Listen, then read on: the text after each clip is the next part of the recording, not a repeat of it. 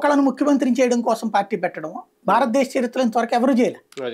ఇంకొక విచిత్రం ఏంటంటే ఈయన రాజకీయంలో స్పెషాలిటీ తను భావితరాలను ఒక 25 ఏళ్ల రాజకీయం అంటే 25 ఏళ్ల పాటు జగన్కి వ్యతిరేకంగా యువతని రెచ్చగొట్టడం మాత్రమే ఎజెండా.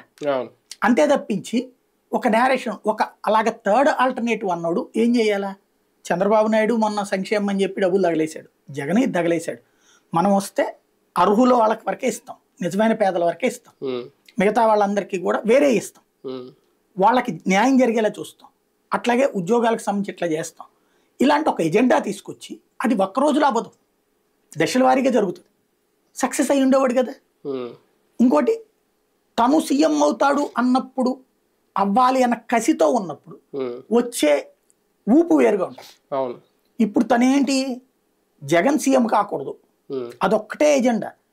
చంద్రబాబు గారు ఆంధ్రప్రదేశ్ చరిత్రలో అంతకుముందు ఎప్పుడైనా సరే ప్రభుత్వ ఉద్యోగాల నియామకం అనేటువంటిది ఏపీపీఎస్సి వీటి ద్వారా జరపడం, గ్రూప్ 2, గ్రూప్ 3, గ్రూప్ 1 ఇట్లాంటి పరీక్షలు వీటి ద్వారా రిక్రూట్మెంట్స్ ఉండే.